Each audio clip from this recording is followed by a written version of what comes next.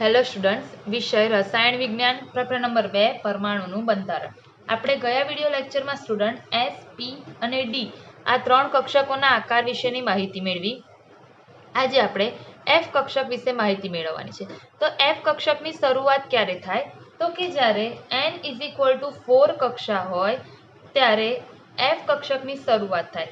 કારણ કે n નું મૂલ્ય બરાબર ચોથી કક્ષા હોય તો L = 3 આવશે અને L = 3 એટલે કે F કક્ષક. મેં તમને કીધું હતું L = 0 તો S, L = 1 હોય તો P, L = 2 હોય તો D અને L = 3 હોય તો F. તો n = 4 મૂલ્ય તમને આપેલું હોય તો એના ઉપરથી આપણે L શોધી શકીએ છીએ. ઓકે, L નું સૂત્ર શું હતું સ્ટુડન્ટ? 0 થી n - 1. ઓકે, તો 0 થી n કેટલા? 4 તો 4 - 1 એટલે 0 થી 3. 0 થી 3 એટલે શું કહેવાય? 0, 1, 2 અને 3 આ કક્ષકો હોય કોની? n = 4 માં. તો n = 4 હોય અને L = 0 તો 4s કક્ષક બને. n = 4 હોય, L = 1 તો 4p કક્ષક બને. n = 4 હોય, L = 2 તો 4d કક્ષક બને અને n = 4 હોય અને L = 3 હોય તો 4f કક્ષક બને. એટલે જ્યારે n = 4 હોય ત્યારે f કક્ષકની શરૂઆત થાય છે. હવે આપણે અહીંયા S, P કે D કક્ષક વિશે અભ્યાસ કરવાનો નથી, આપણે F કક્ષક વિશે અભ્યાસ કરવાનો છે. તો જે F કક્ષક છે એ F કક્ષક છે તેના 7 પેટા કક્ષકો છે. કેટલી? તો કે 7 પેટા કક્ષકો. આ 7 પેટા કક્ષકોના નામ તમને અહીંયા આપેલા છે. આપણે F કક્ષકની 7 પેટા કક્ષકોના નામ યાદ રાખવાની જરૂર નથી. ઓકે, હવે જુઓ આ જે F કક્ષકની 7 પેટા કક્ષકો છે એ 7 પેટા કક્ષકો છે તેમની શક્તિ કેવી હોય છે? સરખી. એટલે કે એમની ઉર્જા કેવી હોય છે? સરખી હોય છે. તેમજ એની જે પેટા કક્ષકોના આકાર એ અનિશ્ચિત હોય છે તથા જટિલ હોય છે. જેવી રીતે કે આપણે તમે આગળ શીખ્યા કે F કક્ષક છે એ S કક્ષકનો આકાર કેવો હતો? ગોળાકાર અથવા તો વર્તુળાકાર. P કક્ષકનો આકાર કેવા હતા? ડંબેલાકાર. D કક્ષકોના આકાર કેવા હતા? તો કે ડબલ ડંબેલાકાર. એ જ રીતે F કક્ષકો જે છે અને એના જે પેટા પ્રકારો છે તેના જે આકાર છે એ અનિશ્ચિત હોય છે તથા જટિલ હોય છે. ઓકે, અને જેની આપણે અહીંયા જરૂર નથી. પણ તમને F કક્ષક વિશે જો MCQ માં પૂછે તો એવું પૂછી શકે કે F કક્ષક જે છે એની શરૂઆત ક્યાંથી થાય છે? તો કે 3 L = 3 મૂલ્ય માટે પ્રાપ્ત થતી કક્ષકને F કક્ષક કહે છે અને આ કક્ષક માટે n નું લઘુત્તમ મૂલ્ય એ કેટલું હોય છે? 4 હોય છે. L = 3 હોય તો એની માટે m ના શક્ય મૂલ્ય કેટલા હોય છે એવું પૂછે તો કે 7. તો કયા કયા શક્ય મૂલ્ય હોય છે? તો કે -3, -2, -1, 0, +1, +2 અને +3. તો આ પ્રકારના કેટલાક F કક્ષક વિશેના તમને આ જ ક્વેશ્ચન પૂછાઈ શકે છે. તો સ્ટુડન્ટ્સ આપણે S, P, D અને F આ 4 કક્ષકોના આકાર વિશે માહિતી મેળવી. હવે આ કક્ષકોની ઉર્જા વિશે સમજીએ. એટલે કે કઈ કક્ષકની ઉર્જા વધારે અને કઈ કક્ષકની ઉર્જા ઓછી તે આપણે સમજવાનું છે. તો સ્ટુડન્ટ જુઓ, S, P, D અને F કક્ષકો વિશે સમજીએ તો એમાં આપણે બધા જાણીએ છીએ કે સૌથી વધુ ઇલેક્ટ્રોન F કક્ષકમાં ભરાય છે. કારણ કે F કક્ષકના 7 પેટા પ્રકાર હોય છે. સૌથી વધારે ઇલેક્ટ્રોન આપણે શામાં ભરાય છે? F કક્ષકોમાં. કારણ કે F કક્ષક જે છે એમાં 7 પેટા પ્રકાર છે અને 7 પેટા પ્રકાર છે તો આપણે આગળ જ જોયું કે એક પેટા કક્ષક છે એ એક પેટા કક્ષકમાં વધુમાં વધુ કેટલા ઇલેક્ટ્રોન ભરાઈ શકે? 2 ઇલેક્ટ્રોન. તો આ જે F કક્ષક છે આ F કક્ષકની આ જે 7 પેટા કક્ષક છે તેમાં કુલ કેટલા ઇલેક્ટ્રોન ભરાશે? 14 ઇલેક્ટ્રોન ભરાશે. 1 માં 2 તો 7 માં કેટલા ઇલેક્ટ્રોન ભરાઈ શકે? 14 ઇલેક્ટ્રોન. હવે આ જે 14 ઇલેક્ટ્રોન ભરાય એ કેવી રીતે ભરાશે તેના વિશેની માહિતી આપણે મેળવવાની છે. તો જુઓ સ્ટુડન્ટ, એક જ શક્તિ સ્તરમાં એટલે કે એક જ કક્ષામાં, અહીંયા જો એક જ શક્તિ સ્તરમાં આવેલી, તો એક જ શક્તિ સ્તરમાં એટલે કે એક જ કક્ષામાં આવેલી જુદા જુદા પ્રકારની કક્ષકોનો સાપેક્ષ ઉર્જાક્રમ, એટલે જે જુદા જુદા પ્રકારની કક્ષકો એટલે કે S, P, D અને F, એનો સાપેક્ષ ઉર્જાક્રમ જે છે એ વધારે હોય. એક જ શક્તિ સ્તરમાં આવેલી જુદા જુદા પ્રકારની કક્ષકોનો સાપેક્ષ ઉર્જાક્રમ S P D F છે. સાપેક્ષ ઉર્જાક્રમ વિશે શું કહે છે? તો કે સાપેક્ષ એટલે S ની સાપેક્ષે P ની ઉર્જા વધારે, P ની સાપેક્ષે D ની ઉર્જા વધારે, D ની સાપેક્ષે F ની ઉર્જા વધારે હોય છે. ઓકે, પણ અહીં કક્ષા કઈ હોવી જોઈએ? તો કે જે કક્ષા છે એ એક જ હોવી જોઈએ. પછી હું કક્ષા 3s લઉં અને એની કમ્પેરિઝન કક્ષા 4s જોડે કરું તો એવું નથી સમજવાનું. કક્ષા એટલે કે n નું જે મૂલ્ય છે એ તો કેવું રહેવું જોઈએ? સરખું જ રહેવું જોઈએ. એક જ શક્તિ સ્તર એટલે મેં તમને શું કીધું? કક્ષા. ઓકે, એટલે n નું મૂલ્ય સરખું હોવું જોઈએ અને તેની અંદર રહેલી કક્ષકો. ઓકે, તો એની માટે મેં ઉદાહરણ અહીંયા લખ્યું છે કે n = 3 કક્ષા લઈએ, ત્રીજી કક્ષા લઉં તો એમાં રહેલી કક્ષકો S, P અને D. સ્ટુડન્ટ, શું F કક્ષક આવશે? n = 3 હોય તો તેમાં રહેલી કક્ષકો 3s, 3p, 3d, 3f કક્ષક હોય તો કે ના? આપણે હમણાં જ ભણ્યા કે F કક્ષકની શરૂઆત ક્યારે થાય? કે જ્યારે n = 4 હોય તો અહીંયા n = 3 છે તો અહીંયા 3f કક્ષક શક્ય નથી. તો n = 3 માટેનો ઉર્જાક્રમ 3s ની સાપેક્ષે 3p ની ઉર્જા વધારે, 3p ની સાપેક્ષે 3d ની ઉર્જા વધારે છે. તેમજ આપણે જાણીએ છીએ કે સૌથી સાદામાં સાદો પરમાણુ કયો? કે જેના વિશે બોહર નામના વૈજ્ઞાનિકે પણ ખૂબ જ ઊંડાણપૂર્વક અભ્યાસ કર્યો છે. તો સ્ટુડન્ટ, સૌથી સાદામાં સાદો પરમાણુ જે છે એ હાઇડ્રોજન પરમાણુ છે. તો હાઇડ્રોજન પરમાણુ જે છે એના વિશે આપણે સૌ પ્રથમ અભ્યાસ કરીએ કે હાઇડ્રોજન પરમાણુમાં રહેલો જે એક ઇલેક્ટ્રોન છે, કારણ કે હાઇડ્રોજન પરમાણુનો પરમાણુ ક્રમાંક કયો? 1. પરમાણુ ક્રમાંક 1 એટલે હાઇડ્રોજનમાં 1 પ્રોટોન અને 1 ઇલેક્ટ્રોન. તો હાઇડ્રોજન પરમાણુમાં રહેલો 1 ઇલેક્ટ્રોન એ કક્ષકોમાં કઈ રીતે ગોઠવણી થશે એના વિશે આપણે અભ્યાસ કરીએ. ધારો કે હું એક આલેખ દોરું છું સ્ટુડન્ટ. તો હવે અહીંયા જો આ આલેખ છે,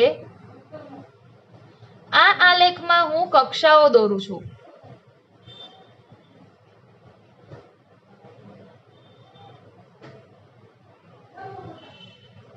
જો આ આલેખમાં ધારો કે આપણે પહેલા દોરીએ n = 1 પહેલી કક્ષા, ત્યાર પછી આપણે દોરીએ n = 2 એટલે કે બીજી કક્ષા, ત્યાર પછી આપણે n = 3 એટલે કે ત્રીજી કક્ષા અને ત્યાર પછી n = 4 એટલે કે ચોથી કક્ષા. આ રીતે મેં આલેખમાં તમને અહીંયા કક્ષાઓ બતાવી છે. તેમજ જુઓ સ્ટુડન્ટ, અહીંયા આલેખમાં ઉપરની તરફ ઉર્જા દોરેલી છે. એનો અર્થ શું છે કે જેમ જેમ આપણે અહીંયા કક્ષાઓનું મૂલ્ય વધે એટલે કે કક્ષા 1, 2, 3, 4 ઉપરની તરફ જઈએ છીએ તેમ જેમ જેમ કક્ષાઓનું મૂલ્ય વધે તેમ તેમ ઉર્જામાં પણ વધારો થઈ રહ્યો છે. અને બોહર નામના વૈજ્ઞાનિકે પણ શું કીધું હતું કે જેમ જેમ કેન્દ્રથી દૂર જઈએ તેમ તે કક્ષામાં રહેલી ઉર્જા શું થાય છે? વધારે થાય છે. તો હવે તમે બધા જ જાણો છો કે n = 1 હોય, n = 1 કક્ષા હોય તો એ વખતે L કેટલા થાય? L = 0 આવે. મેં તમને હમણાં જ સૂત્ર પ્રમાણે શીખવાડ્યું હતું. n ઇઝ ઇક્વલ ટુ 1 કક્ષા લઈએ તો l is equal to 0. l is equal to 0 હોય તો કઈ કક્ષક કહેવાય? s કક્ષક કહેવાય. ઓકે, તો હવે અહીંયા જુઓ તો આપણે n ઇઝ ઇક્વલ ટુ 1 કક્ષામાં આ s કક્ષક દોરી શકીએ છીએ. n ઇઝ ઇક્વલ ટુ 1 કક્ષામાં આપણે અહીંયા આ 1s કક્ષક દોરી શકીએ. n is equal to 1, l is equal to 0, તો કઈ કક્ષક બને? 1s કક્ષક. તો અહીંયા આપણે 1s કક્ષક લખ્યું. હવે જુઓ n ઇઝ ઇક્વલ ટુ 2 કક્ષા લઈએ. n ઇઝ ઇક્વલ ટુ 2 કક્ષા લઈએ તો n ઇઝ ઇક્વલ ટુ 2 કક્ષા લઈએ તો l ઇઝ ઇક્વલ ટુ 0 મૂલ્ય આવે અથવા 0 થી 1, એટલે l ઇઝ ઇક્વલ ટુ 0 હોઈ શકે, l ઇઝ ઇક્વલ ટુ 1 હોઈ શકે. તો જ્યારે n is equal to 2, l is equal to 0 હોય તો 2s કક્ષક મળે. n is equal to 2, l is equal to 1 હોય તો 2p કક્ષક મળે. એનો અર્થ શું થશે? n ઇઝ ઇક્વલ ટુ 2 જે છે એમાં કઈ કક્ષા હશે? કક્ષકો હશે તો એક તો 2s. હવે અહીંયા જો સ્ટુડન્ટ આ જે 2p કક્ષક છે તો આપણે જાણીએ છીએ 2p કક્ષકના પણ 3 પેટા પ્રકાર. કયા? 2px, 2py, 2pz. આ કોના ઉપરથી નક્કી થાય? ચુંબકીય ક્વોન્ટમ m ઉપરથી. તો p ના 3 કક્ષકો દોરીએ, 2px, 2py, 2pz.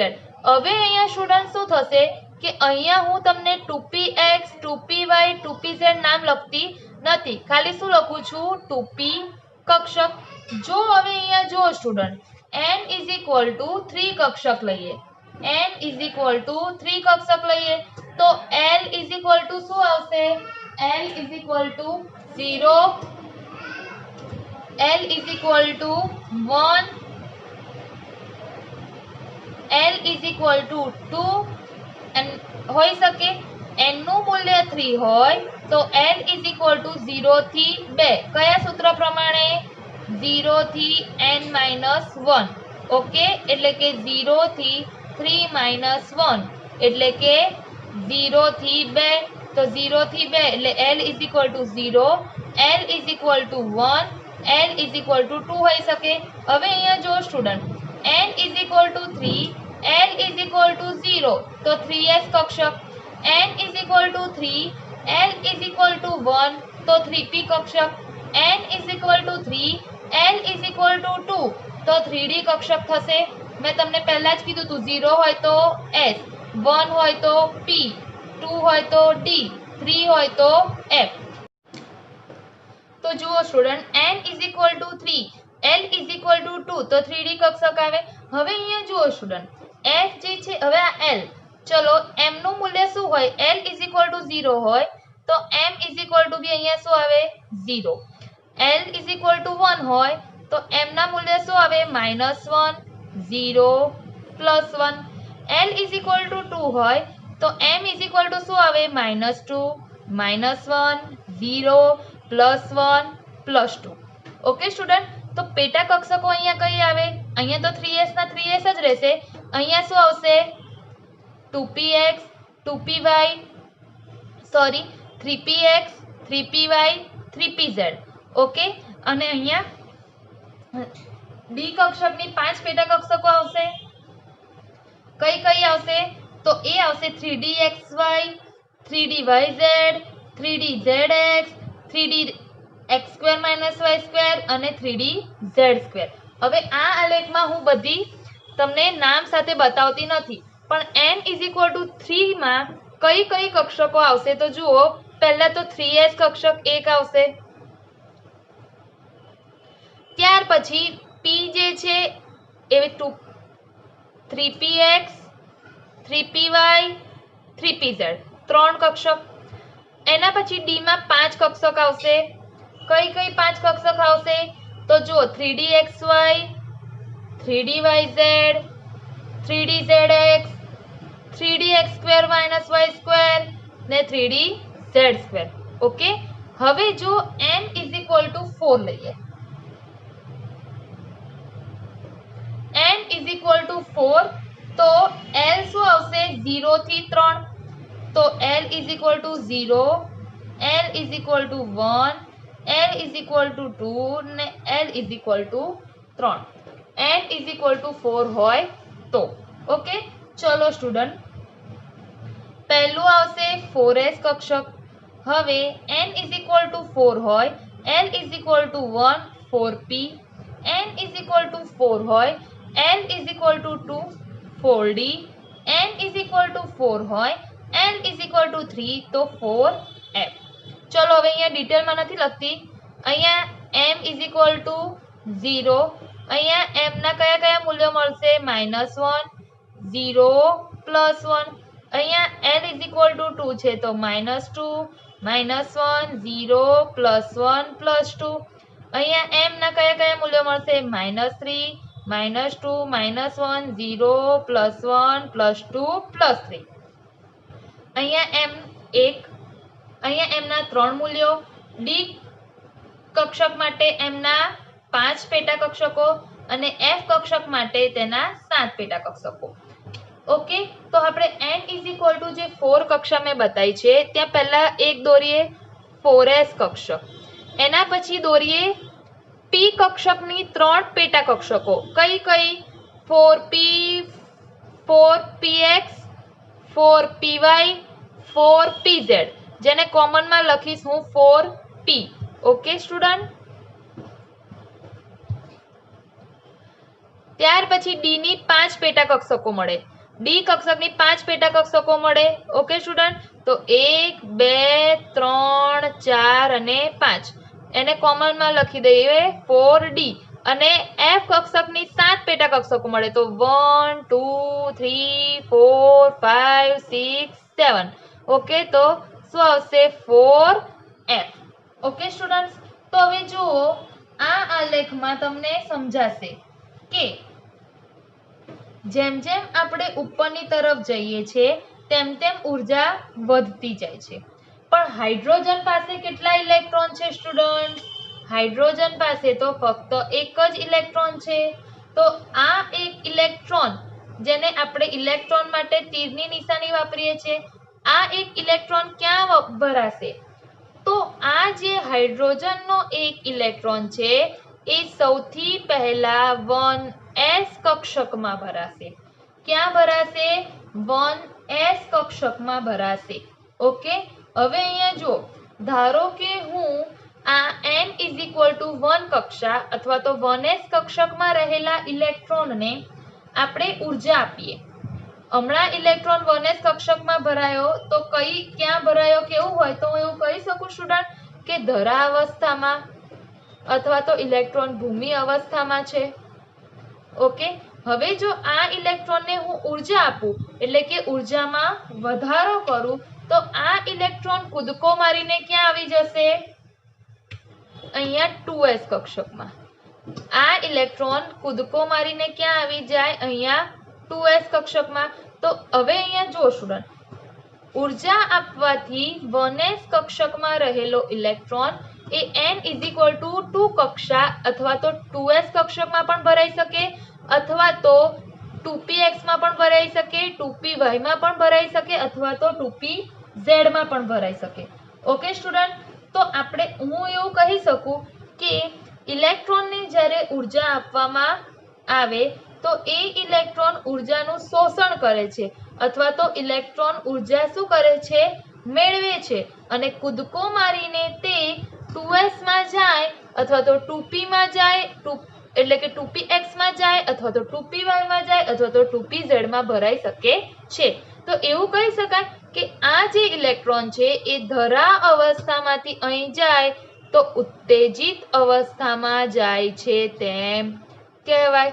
ધારો કે આ ઇલેક્ટ્રોનને હું આના કરતા વધારે ઉર્જા આપું, આના 2s માં કૂદકો મારીને જાય છે એના કરતા હું વધારે ઉર્જા આપું તો આ ઇલેક્ટ્રોન 1s માંથી ક્યાં જશે? ડાયરેક્ટ 3s માં.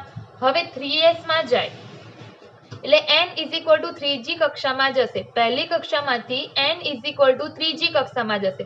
તો આ ઇલેક્ટ્રોન 3s માં પણ ભરાઈ શકે અથવા તો 3px, 3py, 3pz માં પણ જઈ શકે અથવા તો 3d કક્ષાઓમાં પણ ભરાઈ શકે છે.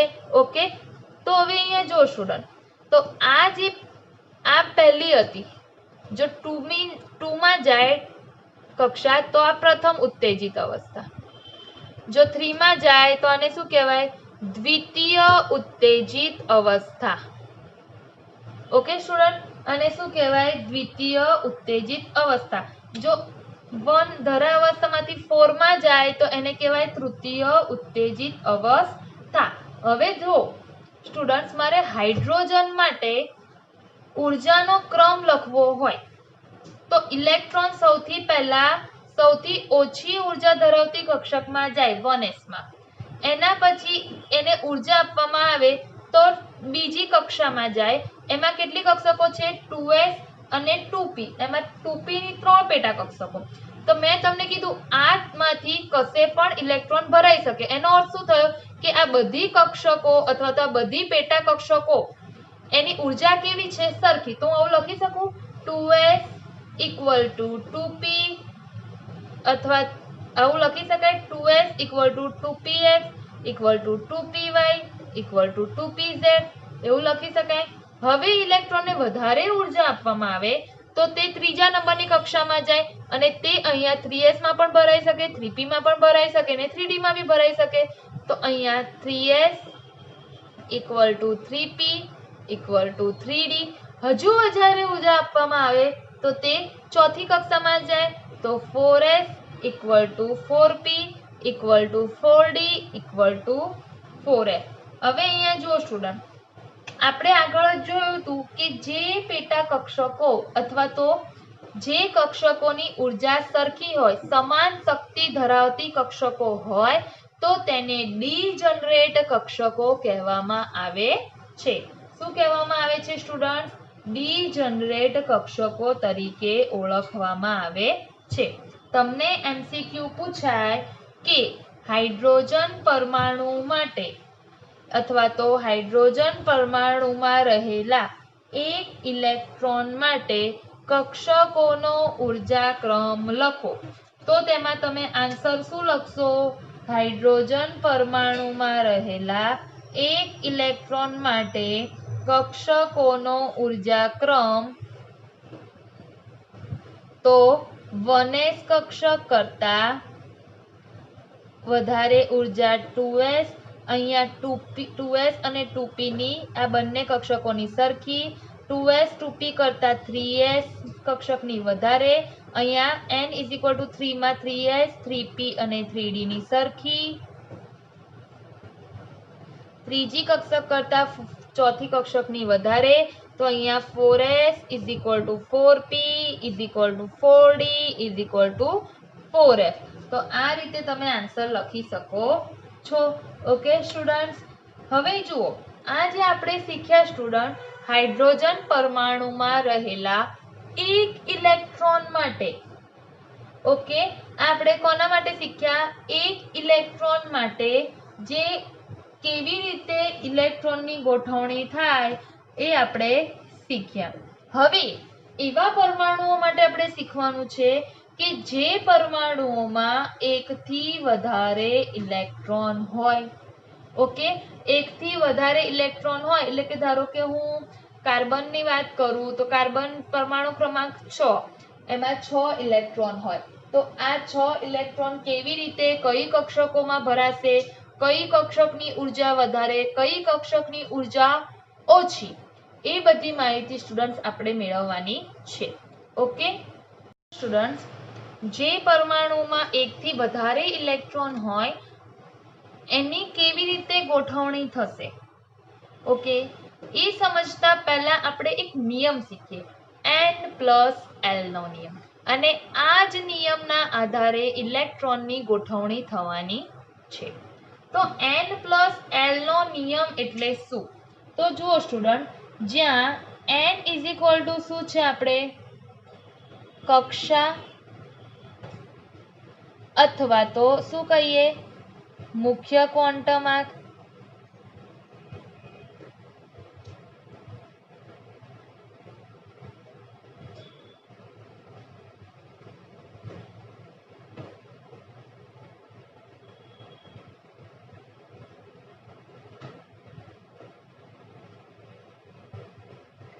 અને એલ ઇઝ ઇક્વલ ટુ આપણે શું કહીશું, કક્ષક અથવા તો તેને કોણીય વેગમાન ક્વોન્ટમાર્ક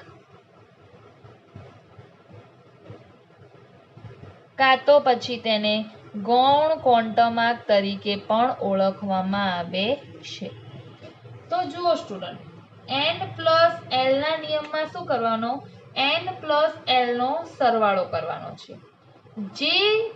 જેમાં જે n પ્લસ એલ ના સરવાળાનું મૂલ્ય જેનું વધારે મળે અથવા તો જે કક્ષકનું વધારે મળે તો તે કક્ષક વધુ ઉર્જા ધરાવે છે તેમ કહેવાય. તમે વિચારશો કેવી રીતે? તો જુઓ, આપણે ઉદાહરણ તરીકે લઈ લઈએ. દાખલા તરીકે લઉં છું 4s અને 3d.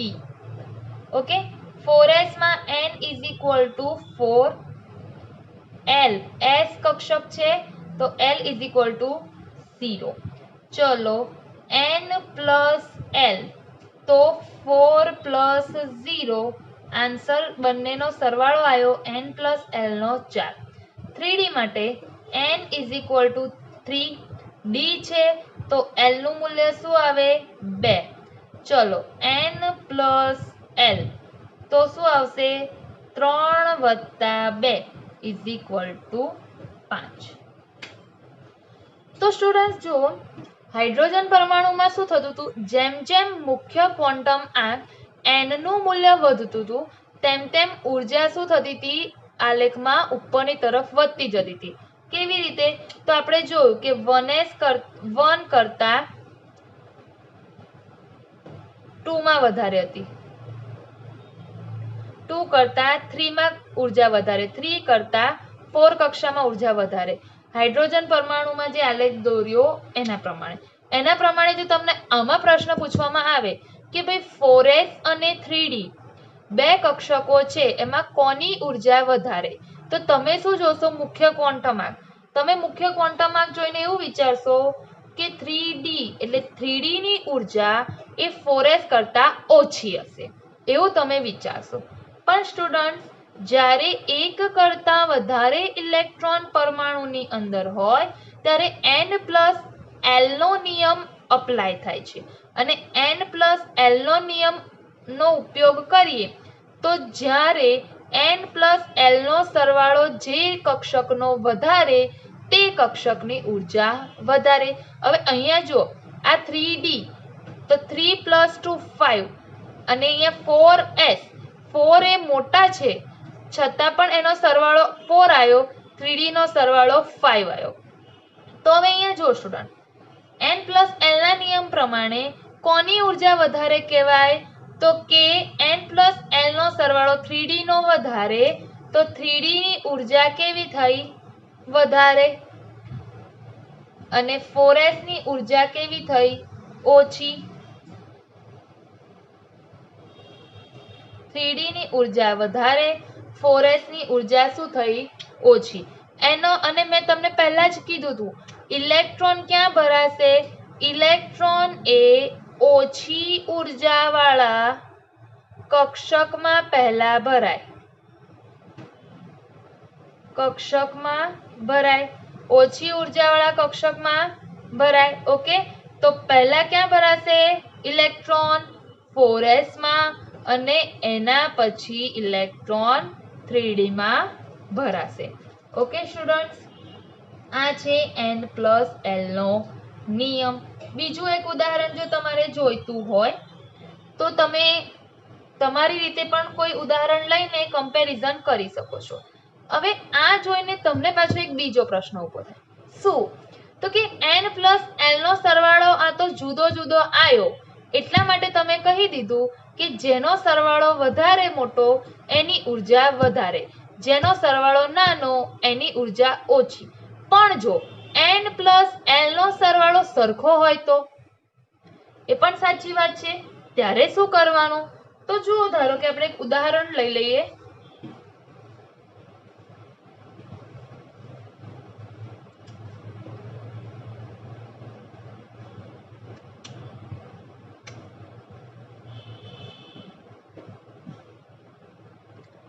જો ઉદાહરણ તરીકે 2p અને 3s.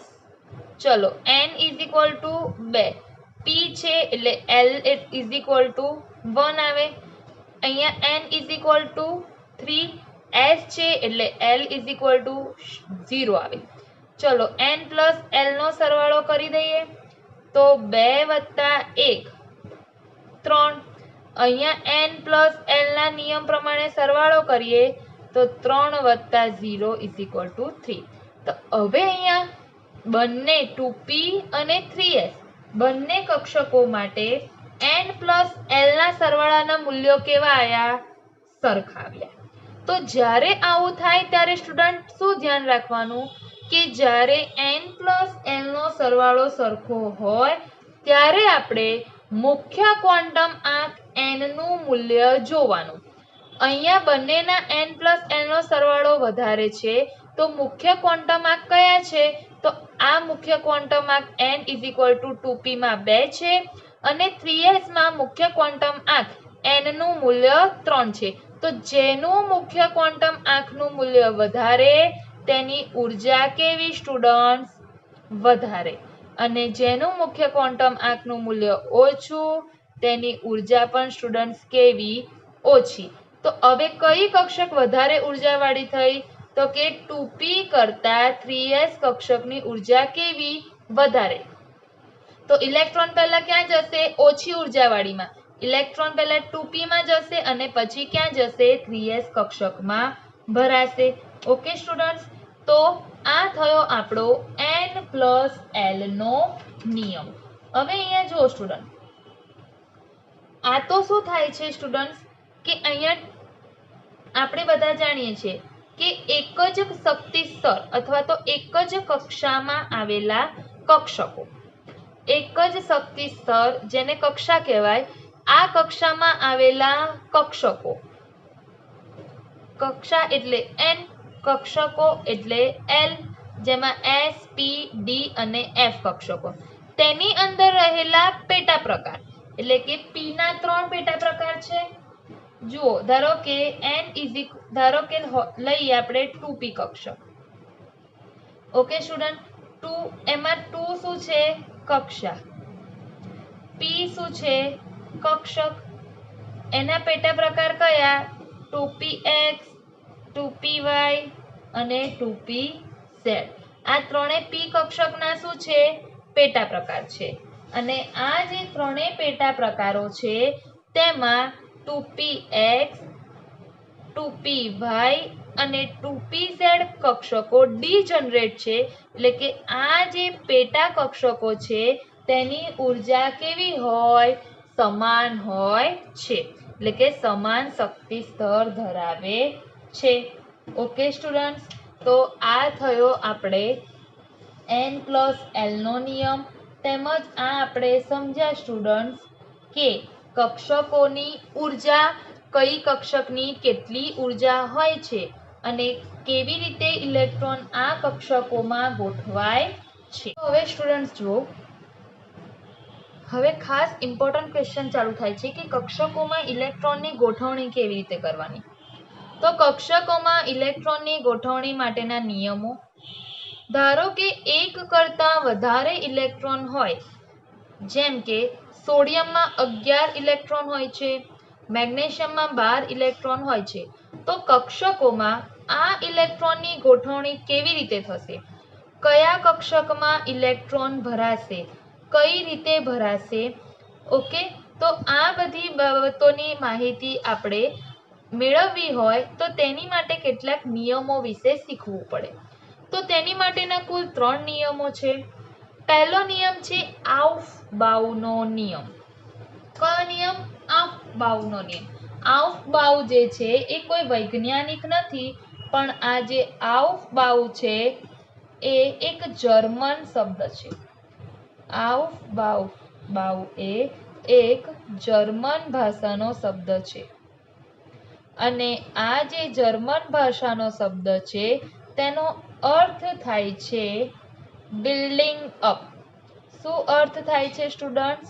Building up. Building up એટલે કે બાંધકામ કરવું. રચના કરવી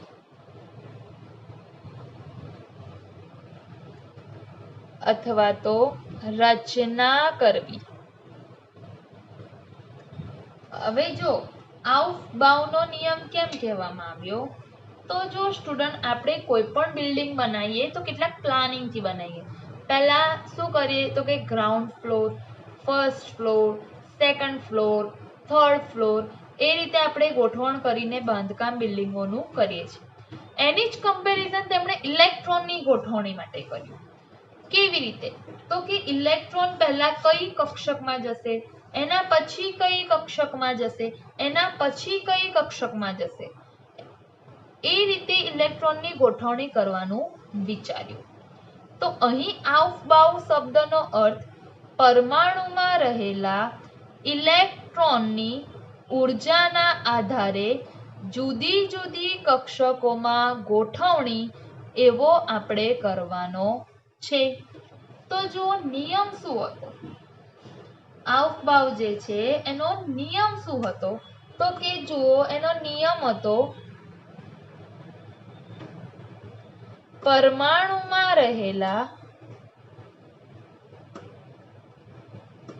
ઇલેક્ટ્રોન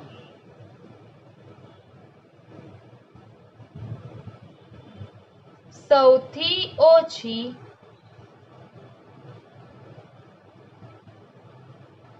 શક્તિ ધરાવતી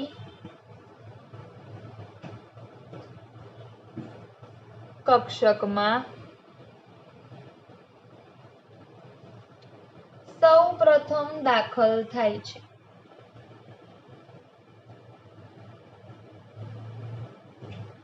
ત્યારબાદ ક્રમશઃ ઊંચી ઉર્જા ધરાવતી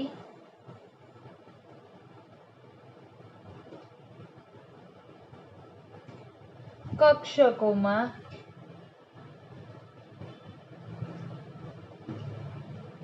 દાખલ થાય છે.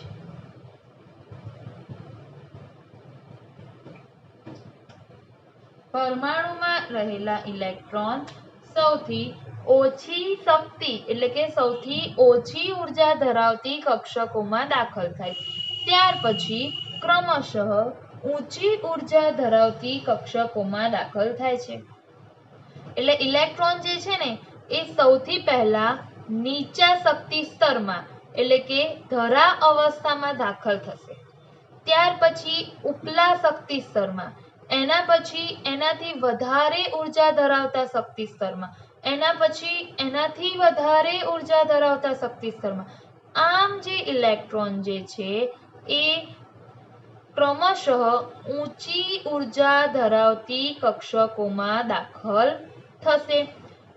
અથવા તો બીજી વ્યાખ્યા એ રીતે કહેવામાં આવે છે કે ધરા સ્થિતિમાં કક્ષકો તેમની વધતી ઉર્જાના ક્રમમાં ભરાય છે.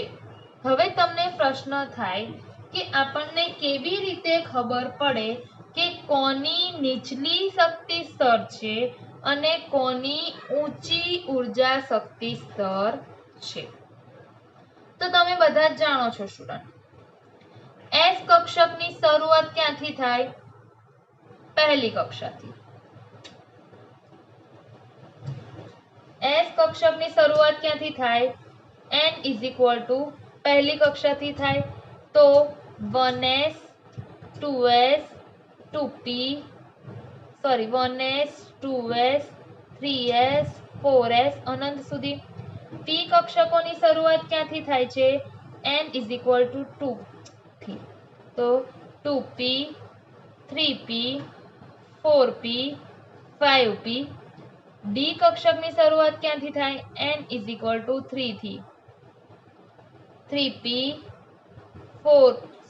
3d 4d 5d 6d 7d. અને એફ કક્ષકની શરૂઆત ક્યાંથી થાય? n 4 થી. તો 4f 5f ઓકે 6f અનંત સુધી. ઓકે, તો આ રીતે કક્ષકોની શરૂઆત થાય છે. આ જે કક્ષકોની શરૂઆત થાય છે ને સ્ટુડન્ટ, આ જ કક્ષકોની હવે આપણે ઇલેક્ટ્રોન આ કક્ષકોમાં કેવી રીતે દાખલ થશે તે તમારે સમજવાનું છે. તો અહીંયા જુઓ સ્ટુડન્ટ્સ, પહેલા શું કરવામાં આવે છે તો કે એસ કક્ષકો, તો 1s 2s 3s 4s 5s 6s 7s પહેલા લખવામાં આવે છે. 1s થી એસ કક્ષકની શરૂઆત થાય છે એટલા માટે.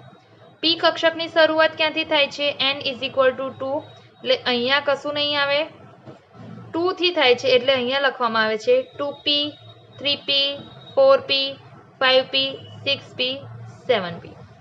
ત્યાર પછી ડી કક્ષકની શરૂઆત ક્યાંથી થાય છે? 3g થી, તો અહીંયા લખવામાં આવે છે 3d 4d 5d 6d. ત્યાર પછી એફ કક્ષકની શરૂઆત 4 થી થાય છે, 4f 5f. આ રીતે શું કરવામાં આવી છે? કક્ષકોની ગોઠવણી. ધારો કે અહીંયા ઇલેક્ટ્રોન છે,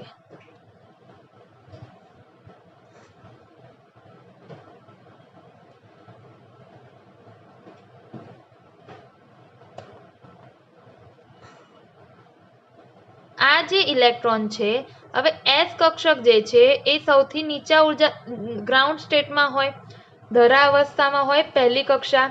સૌથી નીચે કઈ કક્ષા હોય? n = 1, એની ઉપર 2, એની ઉપર 3. તો સૌથી પહેલા આ જે ઇલેક્ટ્રોન છે એ ક્યાં જશે? 1s કક્ષકમાં. ત્યાર પછી આ ઇલેક્ટ્રોન આમ ફરતો ફરતો ફરતો ફરતો ફરતો s થી આવશે 2s કક્ષકમાં. 2s થી પાછો ફરતો ફરતો ફરતો ફરતો ફરતો ફરતો આવે તો 2s થી પછી જશે ઇલેક્ટ્રોન 2p માં. 2p માંથી ઇલેક્ટ્રોન જાય, 2p પછી ઇલેક્ટ્રોન ભરાય 3s માં. 3s પછી ઇલેક્ટ્રોન ભરાય 3p માં. 3p પછી ઇલેક્ટ્રોન ભરાય 4s માં. ત્યાર પછી 4s પછી ઇલેક્ટ્રોન ભરાય 3d માં. 3d માંથી 4p માં. 4p માંથી 5s માં. પાછો ઇલેક્ટ્રોન 5s થી આવે 4d. 4d થી 5p. 5p થી 6s. 6s થી પાછો ઇલેક્ટ્રોન ભરાય 4f માં. 4f થી 5d. 5d 6p અને 7s. અને ત્યાર પછી 7s થી ઇલેક્ટ્રોન ભરાય 5f 6d અને 7p માં. તો આ રીતે જે ઇલેક્ટ્રોન છે એ ભરાય છે. હવે અહીંયા જુઓ સ્ટુડન્ટ, 7s 7p સુધી એટલા માટે લીધું કે આવર્ત કોષ્ટકમાં 7 આવર્ત હોય છે. તો જુઓ, એક કરતા વધારે ઇલેક્ટ્રોન માટે મારે કક્ષકોનો ઉર્જા સ્તર કેવો હોય?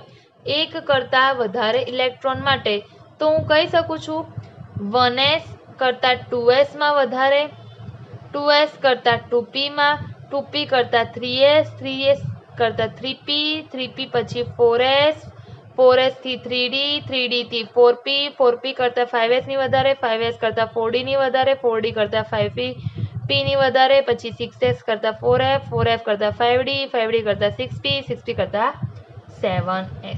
આ એક કરતા વધારે ઇલેક્ટ્રોન માટે કક્ષકોનો ઉર્જા સ્તર છે.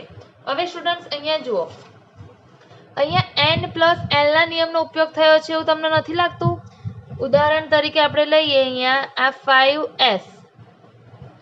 5s થી ક્યાં જાય છે? 4d માં. 5s તો 5 + 0 = 5. 4d તો 4 + d એટલે કે 2 તો 6. આની ઉર્જા વધારે, આની ઉર્જા ઓછી, એટલે ઇલેક્ટ્રોન પહેલા 5s માં ભરાય છે અને પછી ક્યાં ભરાય છે? 4d માં. આ રીતે તમે કોઈ પણ બે કક્ષકોની કમ્પેરિઝન કરશો તો આ બધામાં, એટલે કે આઉફ-બાઉફના જે નિયમ છે તેમાં n+l ના નિયમનો ઉપયોગ થાય છે એવું આપણે કહી શકીએ. આઉફ-બાઉના નિયમ પછી પૌલીનો નિષેધના નિયમ વિશે અભ્યાસ કરીએ. તો પૌલી એ છે એ વૈજ્ઞાનિક છે અને નિષેધ એટલે કે કંઈક ખૂટે છે. તો સ્ટુડન્ટ્સ, આ જે નિયમ છે એ ઓસ્ટ્રેલિયન વૈજ્ઞાનિક વુલ્ફગેંગ પૌલીએ 1926 માં રજૂ કર્યો હતો. તેમનો નિયમ છે કે પરમાણુમાં કોઈ પણ બે ઇલેક્ટ્રોનના ચારેય ક્વોન્ટમ આંક એક સરખા હોતા નથી. તો આ નિયમ શું કહેવા માંગે છે? તો આપણે બધા કક્ષકોની વાત કરીએ. ઓકે, ધારો કે 2p કક્ષક લઈ લઈએ. એના 3 મૂલ્યો 2px 2py 2pz. તેમજ આપણે એવું બધું બી જાણીએ છીએ કે s કક્ષકના મૂલ્યો નથી, d કક્ષકના 5 મૂલ્યો છે, f કક્ષકના 7 મૂલ્યો છે. તો આ વૈજ્ઞાનિકો એવું કહેવા માંગે છે કે ઇલેક્ટ્રોન 2p કક્ષકમાં ભરાય છે એમ આપણે ભલે કહીએ. જે ઇલેક્ટ્રોન છે એ 2p કક્ષકમાં ભરાય છે એમ હું ભલે કહું, પણ ઓરિજિનલમાં ઇલેક્ટ્રોન શું 2p કક્ષકમાં ભરાય છે? ના. ક્યાં ભરાય છે? એની પેટા કક્ષકોમાં 2px માં, 2py માં અને 2pz માં ભરાય છે. અને આપણે બધા જ જાણીએ છીએ કે દરેક પેટા કક્ષકોમાં વધુમાં વધુ કેટલા ઇલેક્ટ્રોન હોય?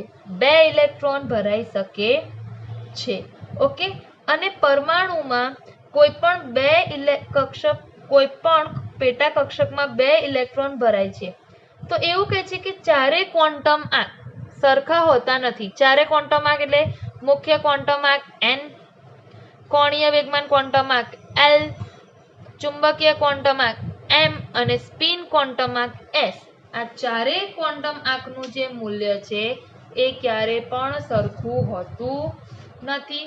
હવે એ કેવી રીતે સમજીએ? તો જો હું હમણાં તમારી સામે જ એક ઉદાહરણ આપી દઉં, તમે બહુ જ ઇઝી વે થી સમજી જશો. 2s કક્ષક,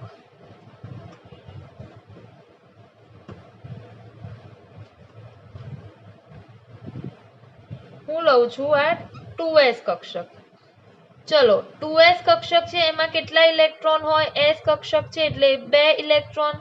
ઇલેક્ટ્રોનને આપણે આ રીતે બતાવીએ છીએ, તીરની નિશાની. આ 2 ઇલેક્ટ્રોન થયા. કેટલા ઇલેક્ટ્રોન? આ ફર્સ્ટ ઇલેક્ટ્રોન, આ સેકન્ડ ઇલેક્ટ્રોન. ફર્સ્ટ ઇલેક્ટ્રોનની વાત કરીએ.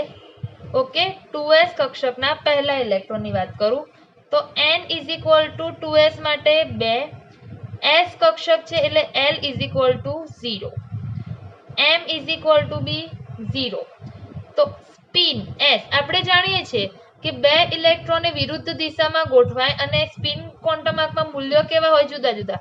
ધારો કે આ ઇલેક્ટ્રોનનું s નું મૂલ્ય +1/2. બીજા ઇલેક્ટ્રોનની વાત કરે, સેકન્ડ ઇલેક્ટ્રોન, આ ફર્સ્ટ ઇલેક્ટ્રોન, આ સેકન્ડ ઇલેક્ટ્રોન.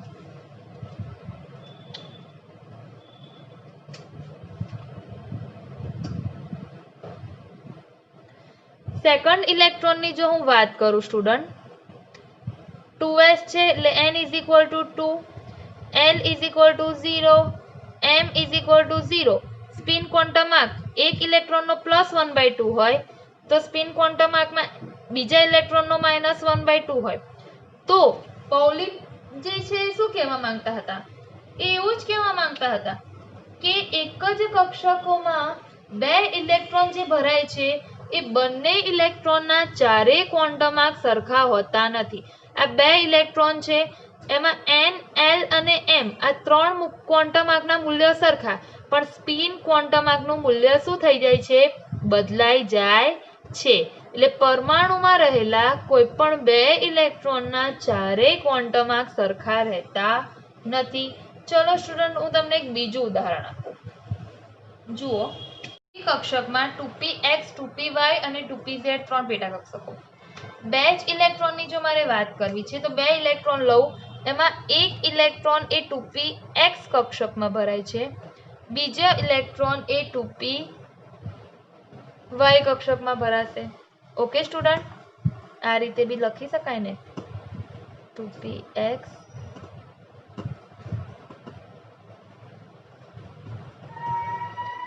આ 2p, એમાં આ 2px 2py 2pz. 2 ઇલેક્ટ્રોન વાત કરું તો એક ઇલેક્ટ્રોન 2px માં ભરાશે અને બીજો ઇલેક્ટ્રોન 2py માં ભરાશે. ઓકે, તો 2px ના ઇલેક્ટ્રોનની વાત કરીએ, 2px ના ઇલેક્ટ્રોનની જો વાત કરીએ તો એમાં જો n નું મૂલ્ય શું આવશે? n = 2, p છે l = 1, 2px. ઓકે, આમાં -1 હોય, 0 હોય ને +1 હોય એમના મૂલ્યો. તો અહીંયા એમ આવશે 2px છે એટલે એમનું મૂલ્ય -1 અને s +1/2 લઈ લઈએ. જો 2py ની વાત કરું, n 2, l 1, અહીંયા એમનું મૂલ્ય 0 આવશે અને s -1/2.